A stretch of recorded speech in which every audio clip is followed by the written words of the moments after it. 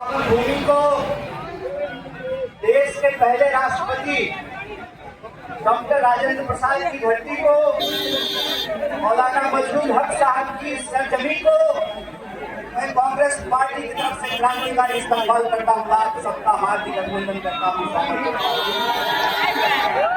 दोस्तों,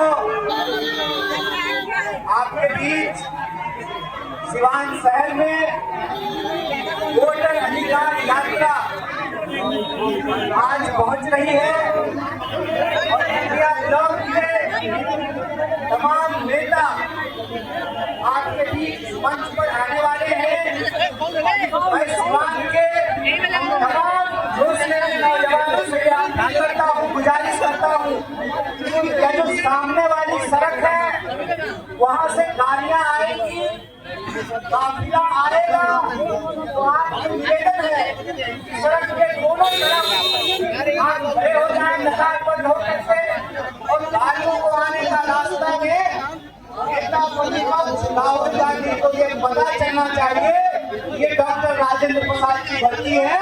हम स्वतंत्रता दिलाने वाले लोग हैं, हम आजादी दिलाने वाले लोग हैं और अपने हक पर अधिकार के लिए पूरे अनुशासन से लड़ने वाले लोग हैं।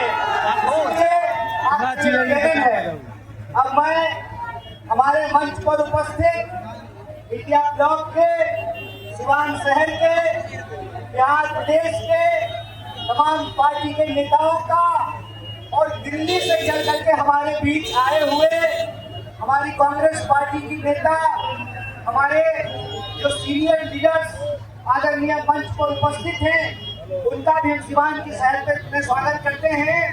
और आज से जब तक की काफिला आ रहा है, हम 2-4 दिल की बात करना चाहते हैं।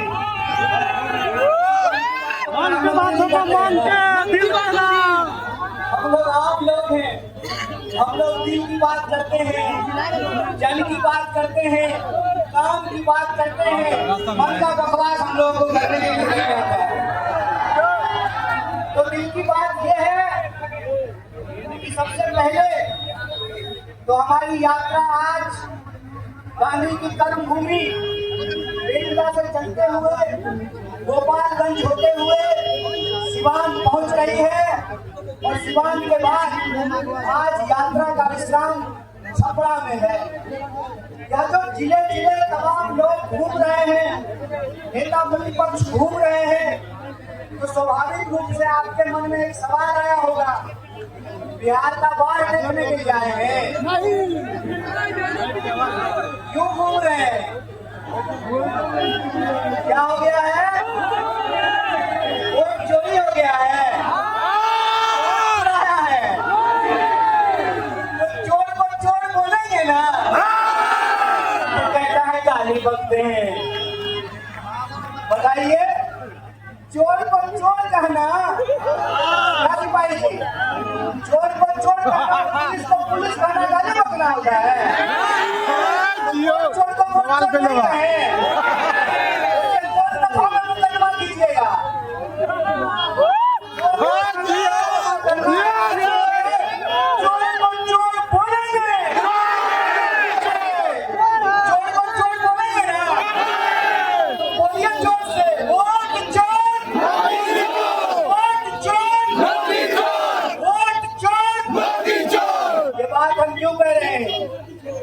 बिना सबूत का नहीं बोल रहे हैं, हमारे पास सबूत है। और इस देश के चुनाव आयोग को कहते हैं कि चुनाव आयोग साहस दिखाओ, पहले अपना कागज दिखाओ, वोटर लिस्ट दो, तुम्हारे वोटर लिस्ट से ही तुम्हारी चोरी तुमको पकड़ करके दिखा देंगे। और अगर तुम चोर नहीं हो तो 2 सवाल का जवाब दो। पहला कि हमने कहा सीसीटीवी दीजिए, तो कहते हैं कि बहन बेटियों का वीडियो देना चाहिए। अरे काहे नहीं देना चाहिए? आप तो पोलिंग स्टेशन का डेटा मांग रहे हैं, बेडरूम का डेटा थोड़ी मांग रहे हैं, आपका बेडरूम का फुटेज मांग रहे हैं।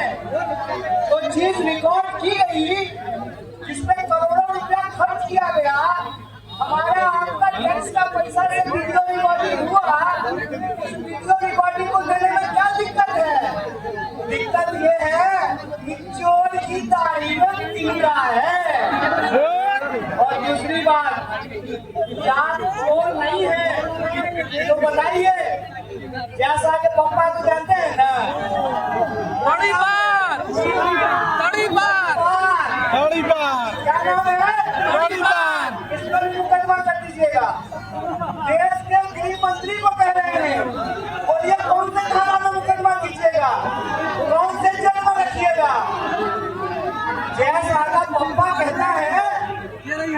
मुख्यमंत्री भी 30 दिन अगर जेल में जाए तो उसको इस्तीफा देना पड़ेगा। प्रधानमंत्री भी अगर 30 दिन जेल में जाए तो उसको इस्तीफा देना पड़ेगा। जब मुख्यमंत्री और प्रधानमंत्री कानून से ऊपर नहीं है तो चुनाव आयोग के लिए कानून बनाया गया कि चुनाव आयोग के ऊपर कोई कार्रवाई नहीं की जा सकती है। छोट हौसला भाई क्यों कानून बनाया? ये कानून चोरी से चुपके से संसद में पास किया गया कि चुनाव आयुक्त के ऊपर कार्रवाई नहीं की जा सकती है। जब मुख्यमंत्री पे कार्रवाई हो सकती है, प्रधानमंत्री पे कार्रवाई हो सकती है, तो चुनाव आयोग पे कार्रवाई होना चाहिए कि नहीं होना चाहिए? बेईमानी कर रहे हैं। ये लोकतंत्र आपकी बकौती नहीं है।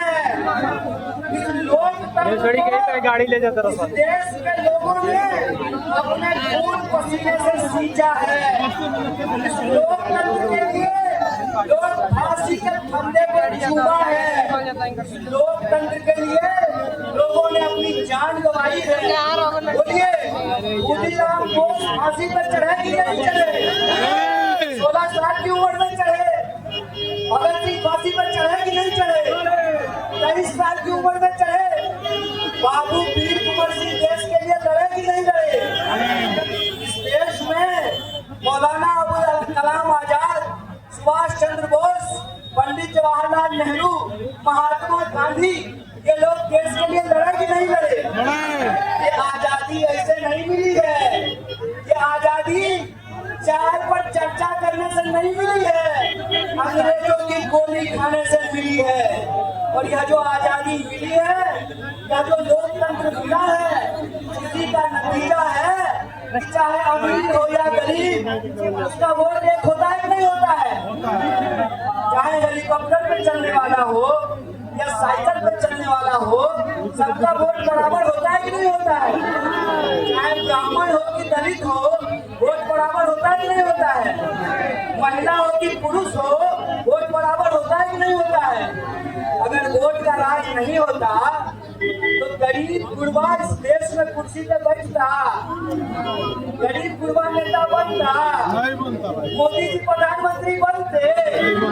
तो मोदी जी जिस वोट के राज से आप प्रधानमंत्री बने हैं, उसकी चोरी बंद कीजिए, बेईमानी बंद कीजिए। क्योंकि अगर वोट का राज नहीं रहेगा तो कोई अधिकार नहीं रहेगा। सोच करके हमको बताइए, अगर वोट का राज नहीं होगा तो नेता अपना हेलीकॉप्टर लेकर के आपके ब्लॉक में आएगा? नेता अपना फॉर्चूनर लेकर के आपके मोहल्ले में आएगा? नेता अपना इन्वेस्टर लेकर के आपके गली में आएगा? ये वोट का राज है। वोट के राज से ही छोट का राज है। वोट के राज से ही गरीब गुरबा का राज है। वोट के राज से ही मजदूर का राज है। वोट के राज से ही किसान का राज है। इसलिए आपसे कहते हैं कि वोट का अधिकार जीने का अधिकार है, वोट का अधिकार बोलने का अधिकार है, वोट का अधिकार अपने फसल के दाम का अधिकार है, वोट का अधिकार पेंशन का अधिकार है, वोट का अधिकार दलित का अधिकार है, वोट का अधिकार बराबरी का अधिकार है, वोट का अधिकार पिछड़ा का अधिकार है, वोट का अधिकार पिछड़ा का अधिकार है, वोट का अधिकार महिला का अधिकार है, वोट का अधिकार आदिवासी का अधिकार है, वोट का अधिकार हमारे जीने का आधार है, हमारी आजादी का आधार है, हमारी जमहूरियत का आधार है। और हम अपने आधार को मिटने नहीं देंगे। ये आजादी जो पुरखों ने दिलाई है, ये आजादी आप खोना चाहते हैं? ये आजादी आप खोना चाहते हैं? आप चाहते हैं कि आपको गुलाम बना दिया जाए? आप चाहते हैं कि आपका वोट चोरी कर लिया जाए? आप चाहते हैं कि आपका पेंशन बंद कर दिया जाए? आप चाहते हैं कि आपको नौकरी का अधिकार छीन लिया जाए? आप चाहते हैं कि आपका नागरिक का अधिकार छीन लिया जाए? इसीलिए वोट चोरी के खिलाफ लड़ना अपनी आजादी को बचाने की लड़ाई है, अपने जमहूरियत को बचाने की लड़ाई है। वोट के अधिकार के लिए लड़ना अपने जीने के अधिकार को बचाना है और उसी अधिकार को बचाने के लिए क्या वोटर अधिकार यात्रा निकली। बताइए कि जो वोट चोरी से सरकार बनेगी वो गरीबी दूर करेगी।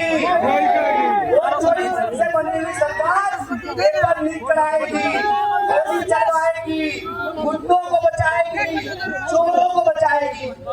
इसीलिए वोट चोरी को रोकना पड़े, वोट चोरी को रोकना पड़े और इन बेईमानों को गलती से उतारना पड़े। बोलिए इसके लिए तैयार है? आप जाकर बोलिए। ये आवाज पटना से दिल्ली तक पहुंचनी चाहिए। वोट चोर, वोट चोर, वोट चोरी नहीं चलेगी, तानाशाही नहीं चलेगी। संविधान पे हमला बंद करो, जमहूरियत पे हमला बंद करो। इनकलाब जिंदाबाद, जिंदाबाद जिंदाबाद जिंदाबाद, जिंदाबाद जिंदाबाद संविधान जिंदाबाद, जिंदाबाद जिंदाबाद लोकतंत्र जिंदाबाद। जिंदाबाद जिंदाबाद। लोगों ने इतने इत्मीनान से हमारी बात को सुना और मुझे पूरा उम्मीद है कि पूरे अनुशासन से आप यात्रा का स्वागत करेंगे और राहुल जी एक सुनहरी अच्छी यात्रा करके सिवान से जाएंगे।